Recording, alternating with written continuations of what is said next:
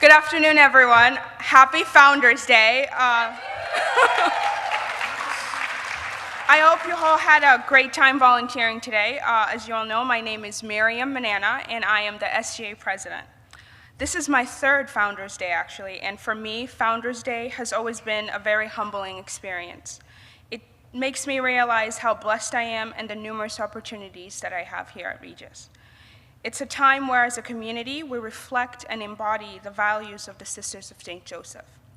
Today, I had the opportunity to volunteer at the YMCA Greater Boston campsite. And I chose this site because I've always wanted to learn about the mission of the YMCA, as well as learn more about the impact it has on communities around us. While I was at the site, I learned that during the pandemic, the YMCA provided 11 million meals to different communities this year. Yeah. They were able to open the summer camp for about 300 children from the Boston area every day and provided children a chance to cultivate their skills and creativity. I would encourage you to take the time to continue to service all year, not just today.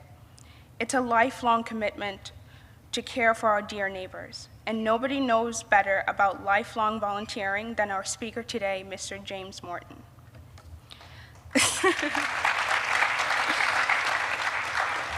Mr. Morton serves as the 13th president and CEO of the YMCA of Greater Boston, one of the largest private social services providers in Massachusetts.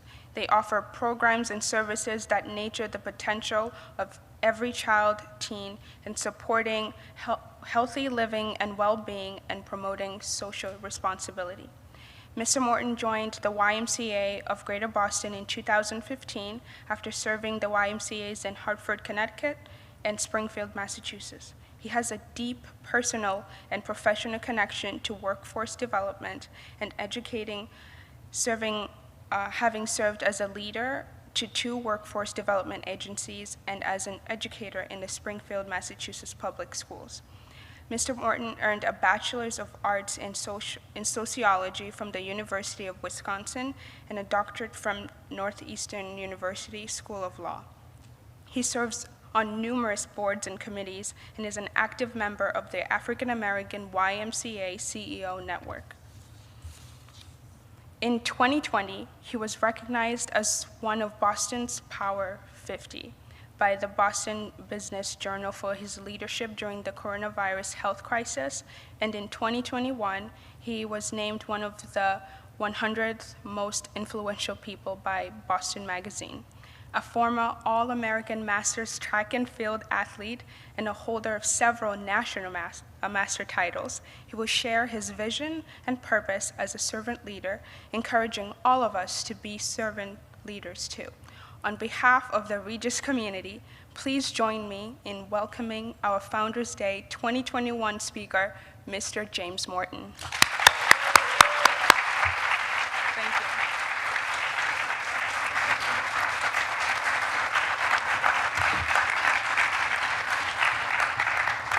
So thank you, Miriam. That was very, very kind and very generous introduction.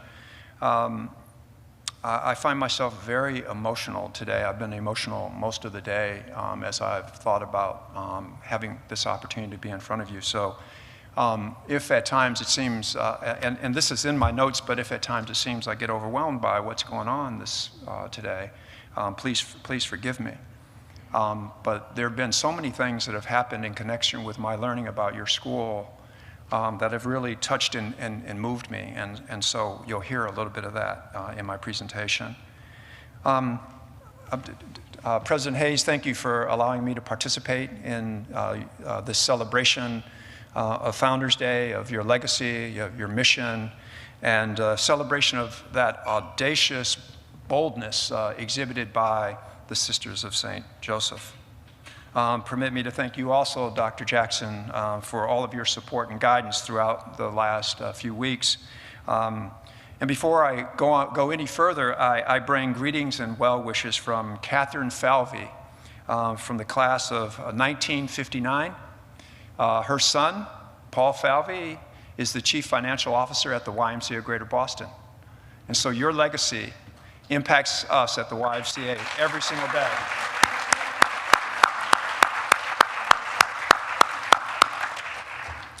And let me share with you that this is, ironically, this is not my first visit to your campus. You have a neighbor here who owns a running store, a very famous running store in Greater Boston. And every year I would visit his store because he had this annual sale. And one summer I said to him, what do you do with all these running shoes and all this other running paraphernalia that you don't sell? And he says, I refuse to throw it away. I refuse to put it in the landfills, and so I keep it in my barn. And I said, well, I've got another use for you. How would you like to donate it so that children can participate in track and field and cross country and be able to run and compete in shoes that are not basketball shoes, but that might be running shoes and might be, in fact, your running shoes? And so he would donate these shoes to me every year. So each and every spring, I would rent a U-Haul vehicle and drive here to Weston and go to his home, and he would give me 500 to 600 pairs of used sneakers that I would make available to children in the city of Springfield. And one of those visits, the very first of those visits, I got lost. And I ended up here on your campus. And while I was here, I took a look at your track and your athletic facilities, so it was not a wasted experience, in fact. So for 92 years, this incredible institution of higher learning has lived out the dreams of its founders, namely to be, according to your website, that welcoming and inclusive educational community that provides access to an academically rigorous education through innovative learning opportunities and collaborative engagement. And here's the part of your mission that I really love. To quote, educate the whole person, preparing students to pursue excellence, to become agents of social change in their own communities, and to serve and lead as advocates for a more just and compassionate global society. Now, the Sisters of St. Joseph may not have actually used those exact words in 1927 when they created this incredible college. However, they offered a set of core values that are at the foundation of those goals and objectives that exist today. Now, I'll come back to that in a moment because I want to share one of those personal moments. I have 6 grand nieces and nephews, and each year I bring them from Wisconsin, Madison, Wisconsin, out here to Boston, and they go to our overnight camps at the Y. And I love them. And a couple of weeks ago, one of them called me and she said, Uncle Jimmy, I think I want to go to college. And so I was really excited and elated about that, and so we immediately made these plans for her to come out in a couple of months, and we're going to go on a college tour. And so after what I've learned about Regis College, this will be our first stop.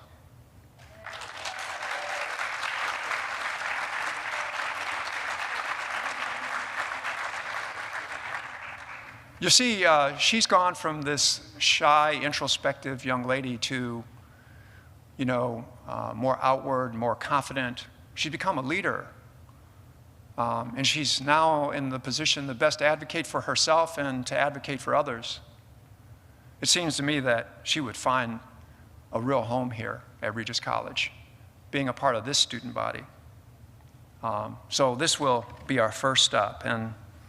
And there's some other reasons why this will be our first stop, and that goes back to the goals articulated by the Sisters of St. Joseph, namely, to conduct ourselves with gracious hospitality, to love and serve without distinction, to find peaceful resolution of conflict, and to care for all of God's creation. So you see, I love that. You know, well, hold on. I love that in the Cuba Gooding Jr., Jerry Maguire kind of way. Okay, half of you got it. Okay, all right, half of you got it. So you didn't get it, but if you didn't get it, I want you to watch the movie Jerry Maguire, and you'll totally understand what I'm talking about. When I say, I love that, you'll know exactly what I'm, okay? All right. So, you know, if we lived our lives consistent with those core values, well, there would be no wars, there'd be no racism or discrimination, everyone would have access to wellness, we would take measures to preserve our planet, everyone would have access to food, shelter, and gainful employment, and last but not least, we would love without distinction. You might find yourself asking yourselves, why does this matter so much to this guy, this young guy? And I think I'll give you a glimpse into what motivates me when you hear more of my own personal story. And you'll see how my life experience informed my present life. As I believe your life experiences will inform your life when you're the leader of organizations and the mayors and the representatives and the senators and the presidents and the CEOs and the teachers and the professors and the doctors, the lawyers and the nurses. Your life experiences will inform how you conduct yourself and what matters to you. So I hope that some of you may find or see yourself in my story and will see that my story, it kind of led to my purpose and my passions. However, before I tell you my story, I want to stop for a moment and I want to recognize what's in front of me. And that's the beauty that you represent. And as I look out at you and I see the incredible diversity, I'm moved by it. You're a reflection of America. You're our best reflection of America. You know, none of us really, as a matter of fact, let me change that. All of us came from someplace else, right? Some of us came by free will, by desperation, by hope for a new life. And some of us came in chains. Unless you're a Native American, you came from somewhere else. But you know, as the Sisters of St. Joseph would encourage us, what's beautiful about our country is that we love one another without distinction. And that's what makes you, the students here at Regis College, so special. Because you're encouraged on a daily basis to love each other without distinction, to recognize the beauty in your similarities, but also to recognize the beauty in your differences. And I love that in a Jerry Maguire kind of way. I hope that my personal story is memorable and insightful. I hope it reinforces challenges and encourages. I hope that it inspires and motivates.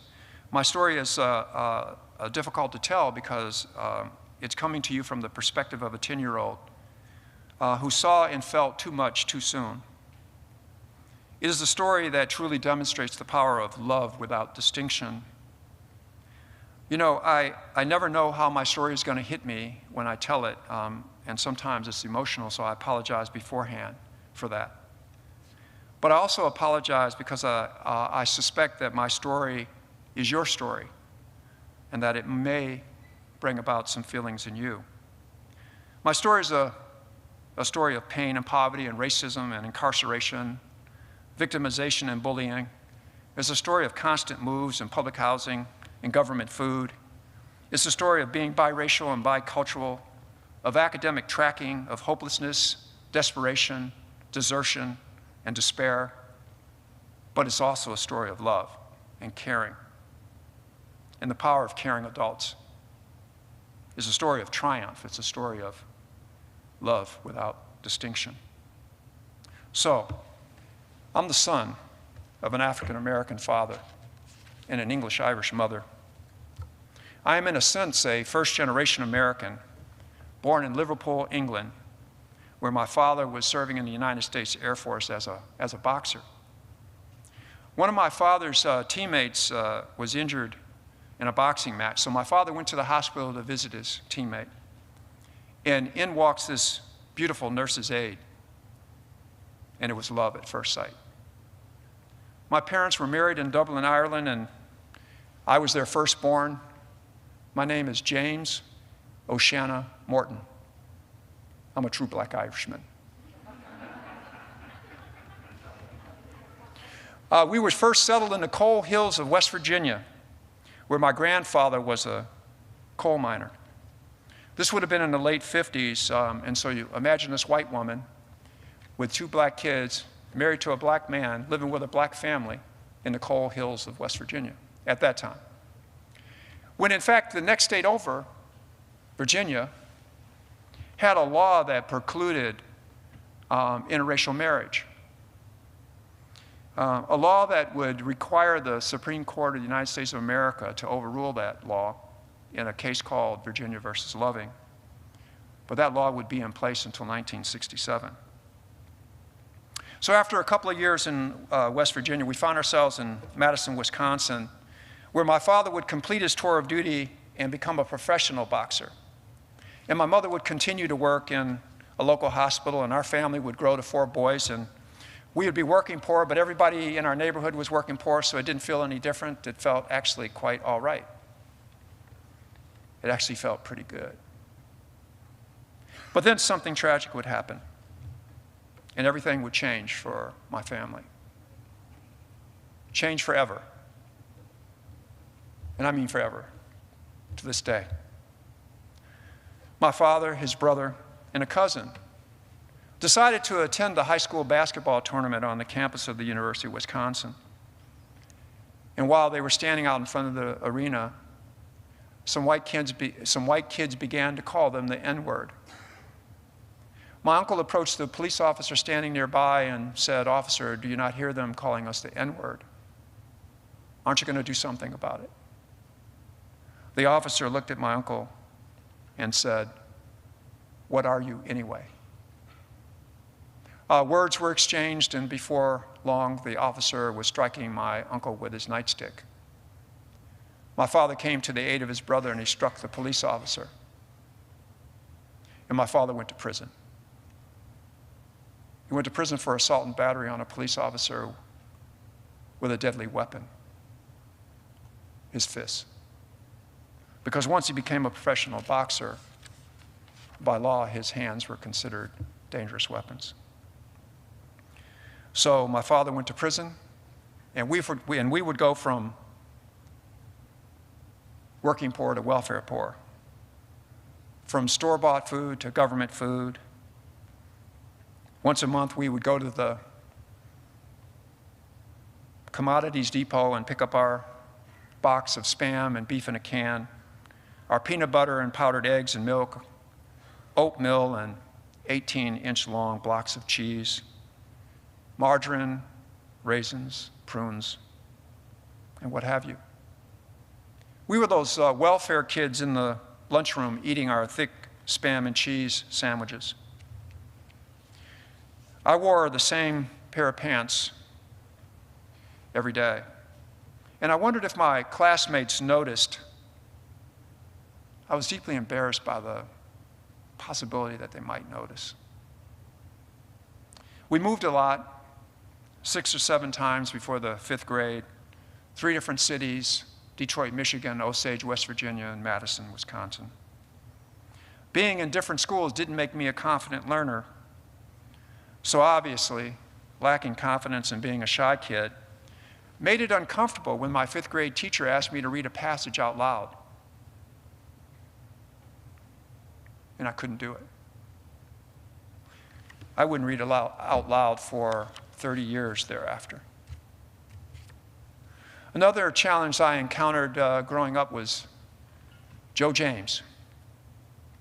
Joe James was a classmate and a bully. He challenged me to 10 to 12 fights after school in the 5th and 6th grade. He was a menace. And remember, I was the son of a boxer, so if you beat me, you earned bonus points. And Joe and I fought constantly. I was afraid of the kid, and I was always fighting for my life. At home, my mother started seeing another man and forced me to lie to my father when we would visit him during our prison visits. I was not allowed to mention the boyfriend or risk a beating when I got home. I was forced to lie to my hero. When my father got out of prison, I saw him cry for the first time in my life. He shared that my mother was leaving with her boyfriend and that me and my 2 brothers would be moving to West Virginia to live with his parents, my grandparents, while he got his life together. I never forgave my mother for deserting us or for causing my father such pain. So it's with all of this that made me an angry kid. So in the 6th grade, I was identified as a slow learner, juvenile delinquent. And when I attended Abraham Lincoln Junior High School, I was in that special class that we actually had heard about at the elementary school. We had heard that all they did all day was draw turkeys and go on field trips. And I ended up in that class. And they would bring us in later in the day, and they'd let us out early so we wouldn't interact with the other kids. And I don't remember drawing any turkeys, but I do remember a few field trips. But guess who else ended up in that class? Joe James. But it was there that my life would begin to change. How many of you are here today because you received the support, the encouragement, or the kindness of someone else? Right? Most of us. Well, in 7th grade, that person was Mrs. Mary Lee, the only black teacher I'd ever have during any of my public school education. And Mrs. Lee said to me, "Jimmy, you don't belong in this class. And if you work hard, I'll get you out." I worked hard and she got me out. By January of that school year, I was with the other kids. And it was while being with the other kids that I made friends with Terry Fox. His father owned a janitorial business in our community.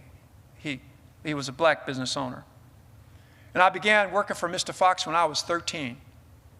And I would continue to work for Mr. Fox until I was 21. Mr. Fox said to me 1,000 times in 1,000 ways, "Jimmy, work hard, be consistent in your effort, and good things will come your way." Mr. and Mrs. Fox became my surrogate parents. I became a member of the Fox family. I became child number 7 because they already had 6 children.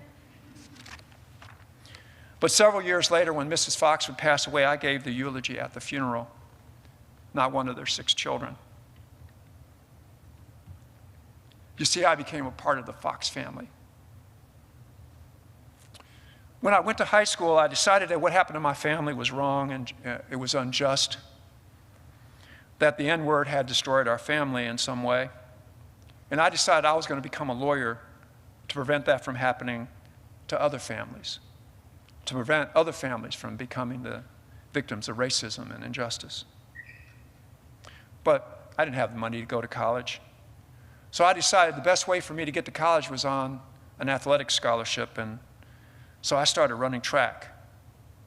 And my track coach, Coach Curry, said to me, "Jimmy, if you work as hard in the classroom as I see you working on the track, I'll get you to college." Coach Curry did coach me to college.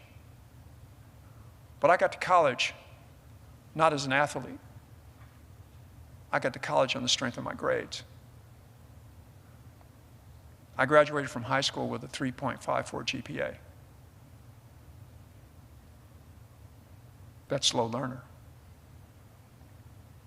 So it's because I received the loving support of Mrs. Mary Lee, Mr. Robert Fox, and Coach Curry, I went from becoming a juvenile delinquent, slow learner, to a graduate of the University of Wisconsin in Madison, a graduate from the Northeastern University School of Law, to hold an honorary degree from Salem State University. I was a lawyer for 18 years, a teacher for 5. I ran 2 workforce development organizations, agencies for 4.5 years. And I've been the president and CEO in 3 YMCA communities for more than 16 years. I'm currently the vice chair of the Massachusetts Board of Elementary and Secondary Education. And I say it again, not bad for a slow learner, juvenile delinquent. With my 3 caring adults, didn't know that they were saving my life. You see, I'm the oldest of 5. I've buried 2 brothers who were crack cocaine addicts, who spent most of their lives in poverty, who died in their early 50s. I have a 3rd brother who spent more of his life in jail than in freedom. If it hadn't been for Mrs. Mary Lee and Mr. Robert Fox and Coach Curry, I'd be dead or in prison or society's worst nightmare. Instead, my story of pain and poverty, racism, incarceration, victimization, and bullying, desperation and despair, hopelessness and constant moving, public housing and government food, and being biracial and bicultural, of academic tracking and hopelessness, that story is today the story of purposeful intent. It is my intent and my purpose each and every day to do whatever I can to eliminate poverty and racism. And that's the work that we do at the YMCA of Greater Boston. You see, at the Y, our strategic imperatives are to be a charity of choice, to be a partner of choice, and to be an employer of choice. And now, in a minute, you're going to see the parallels between my early life experiences and the work I do as an adult. You'll see that what we do as an organization makes sense. Marion shared with you that during the last 20 months, the YMCA of Greater Boston has delivered 11 million meals to the children, seniors, and families in Greater Boston. And we've done that in partnership with others. But knowing what it feels like to receive food given to you, we've provided those foods and meals with dignity. We've also supported the education of children by providing 12 emergency child care centers for the children of essential workers, by creating 25 community learning centers, or what are known as equity pods, where children of working parents could get their remote learning. This summer, we created 7 summer learning academies, providing the extra supports that children needed in order to try to catch up during the summer.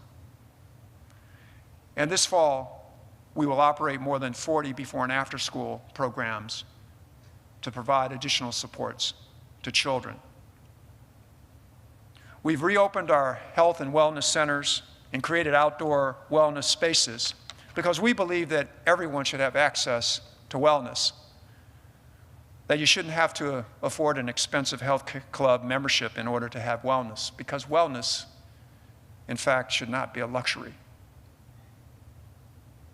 We have partnered with the Boston Medical Center to create vaccination centers in some of our branches, and to date we've provided more than 15,000 vaccines. And we are the place where thousands upon thousands of individuals find community and belonging. And lastly, and most importantly, we try to put as many caring adults in the presence of as many children as we can. As I bring my comments to a close, I want to take a moment to encourage each of you to live out the core values established by the Sisters of St. Joseph. We need to spread those values across the globe, and doing that starts with you. It starts with us. Let's make the world a better place. We can do it, and we can do it one person at a time and one day at a time. And then one final thought. I wish all of you the greatest success in life, and then hope that you have the privilege that I've had to find a way to align my passion with my purpose. I encourage you to align your passion with your purpose. And I love you. I love you, and I appreciate you for allowing me to share this Founders Day celebration with you. And may peace be with you forever.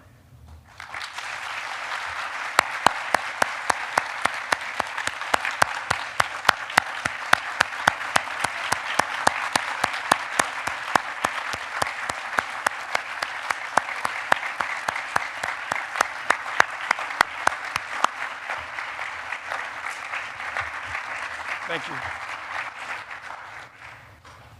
love you to ask some questions of Mr. Morton before we have to head out. So we've got a few people running around with microphones, or if you can just get up and ask some questions, we would love you to do that. While you're doing that, is Trayvon in the room? Where's Trayvon?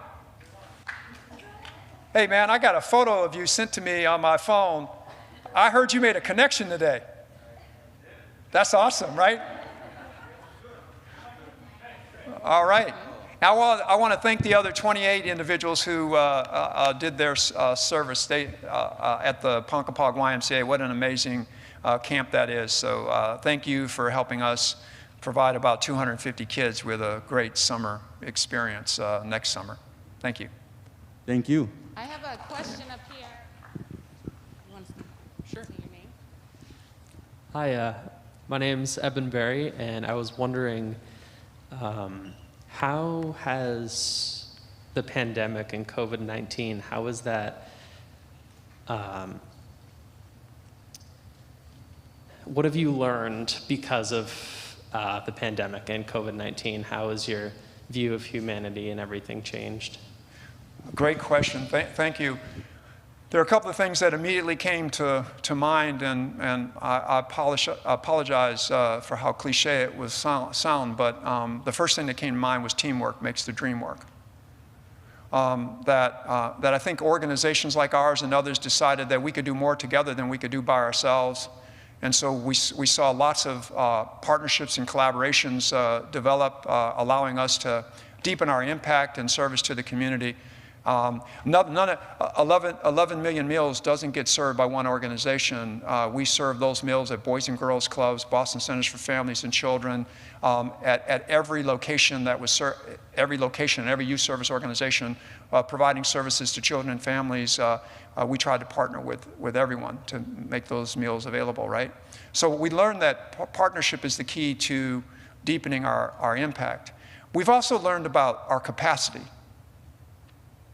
We learned how important it is to walk by faith and to take immediate and bold action and trust that the support you need you'll get.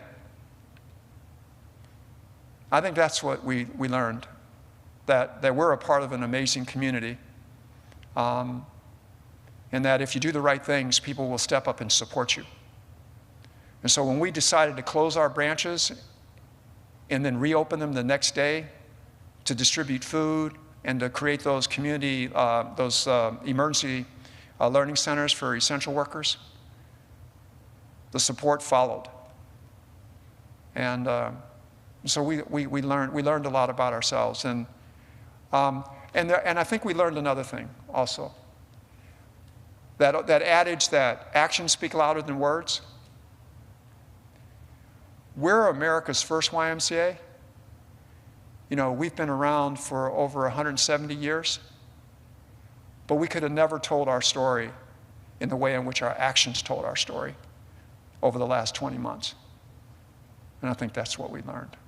Actions speak louder than words. Thank you for that question.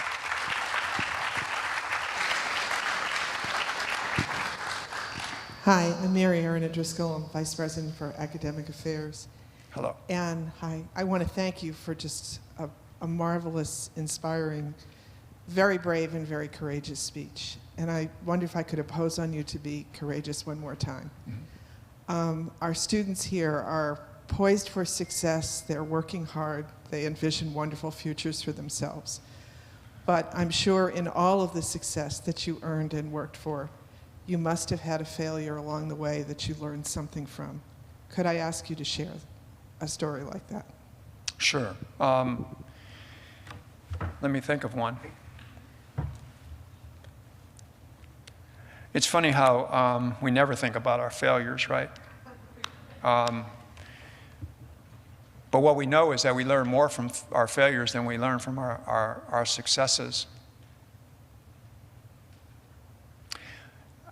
I guess maybe the best answer I can offer you is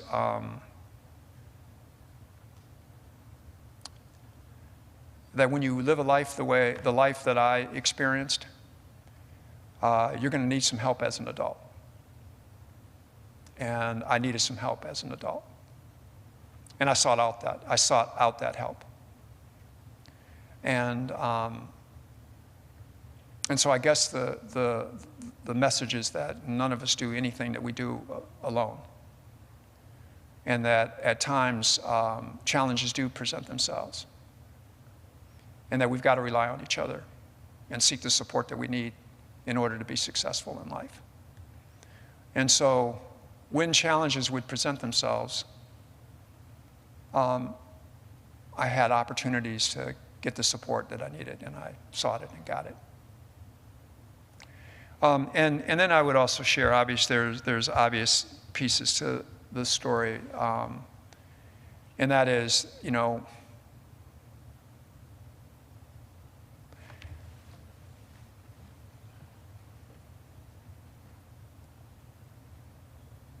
every day I try to forgive my mom.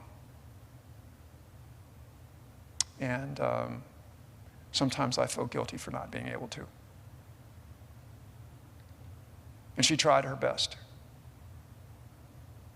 And here she was in a country that wasn't her own country, living with a family that wasn't her family. And once she got here, she never went back home. I wish I had done a better job of giving her a little bit of grace. Yeah.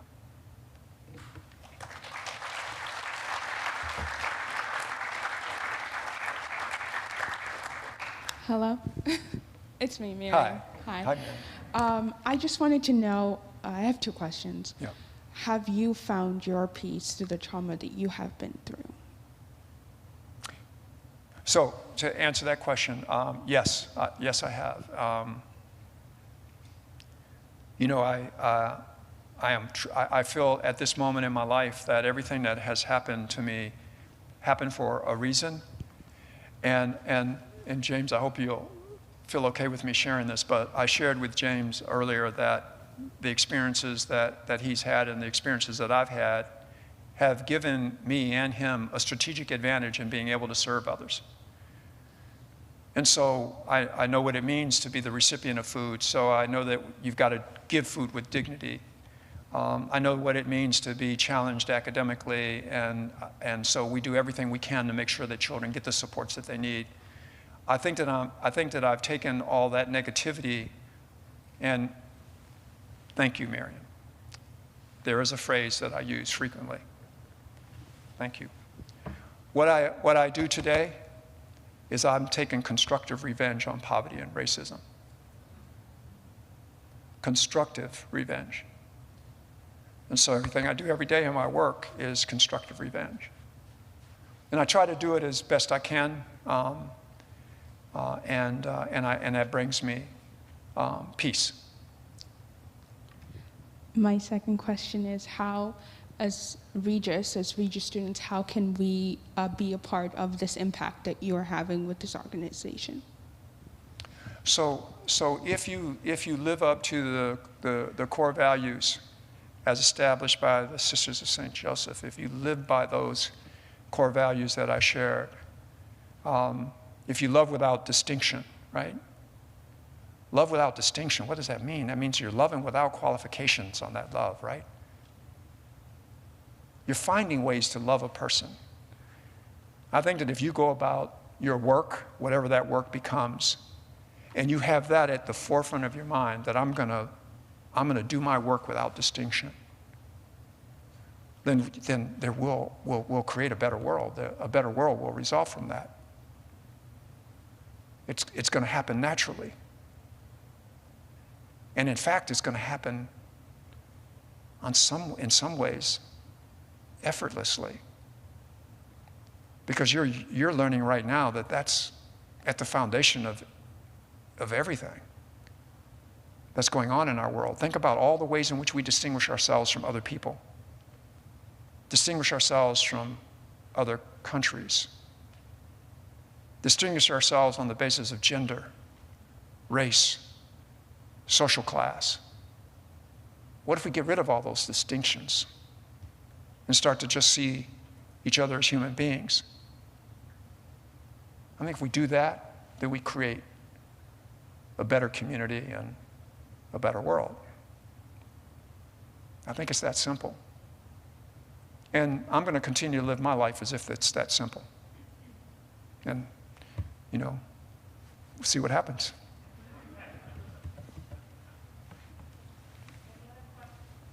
Any other questions?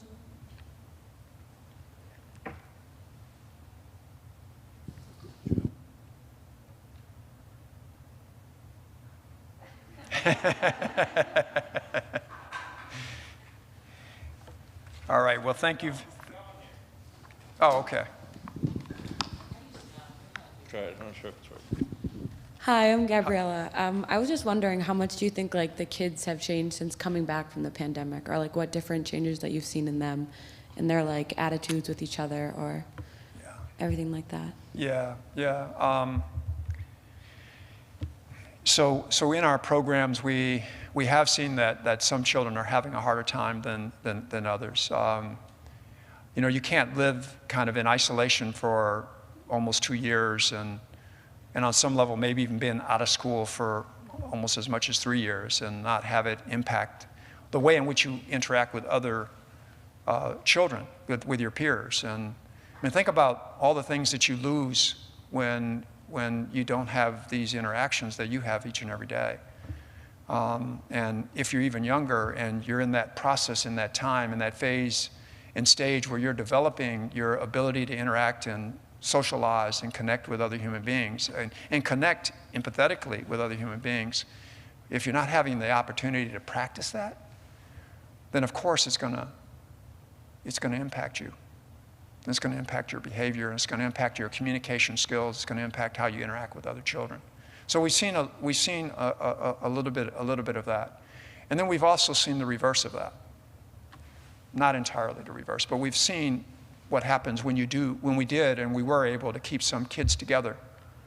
That those children have been able to manage themselves and their relationships much better because they've been in the presence of each other. It's important that kids have been able to be in the presence of each other. So when we operated those community learning centers and exercised all the protocols that we're so accustomed to living today, and our goal was to keep staff and children safe, but we wanted to keep kids together so that they could get their remote lessons and be enriched and get a meal and have some physical activity and the opportunity to interact with each other. We think that those children did better and are doing better today. So, COVID-19 has had an impact on children, probably more so than on adults. Thank you for the question.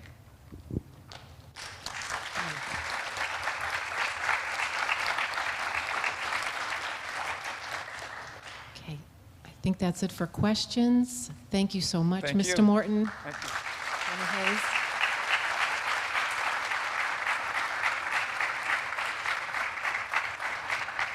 And President Hayes is coming up right now to close out Founders Day. So, President Hayes.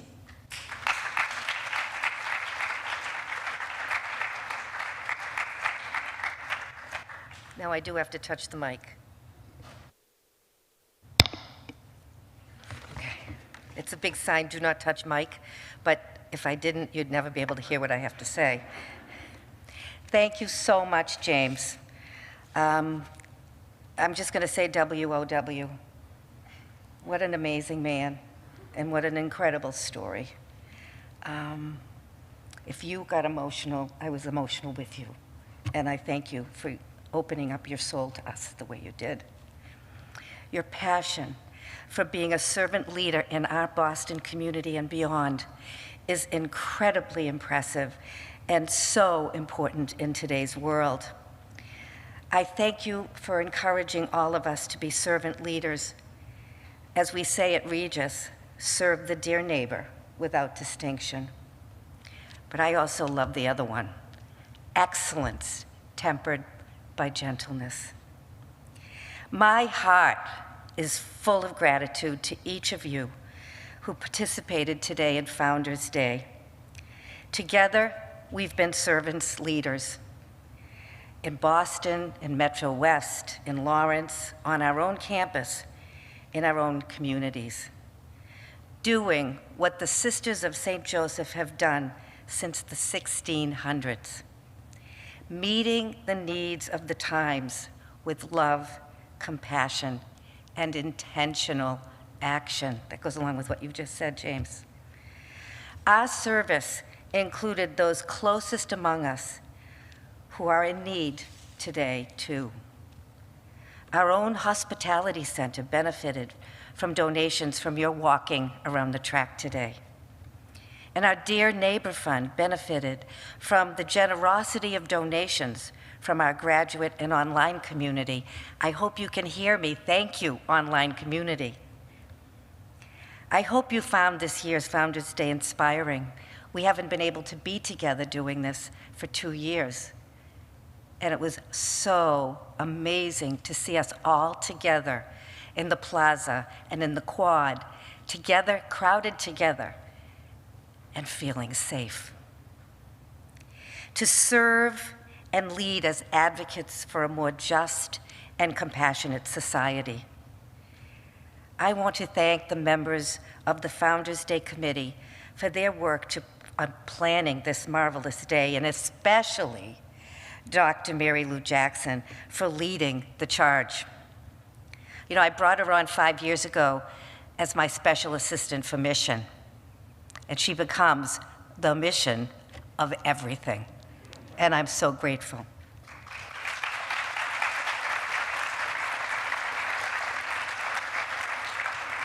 We could not have done this without you, Mary Lou, and I'm so grateful for your incredible leadership and generosity, and you are in high places. Thank you all so much. I hope you had a wonderful, memorable day together with each other, together with the staff, and together with the faculty, all coming together as a community, serving the community. God bless, and have a great rest of your day.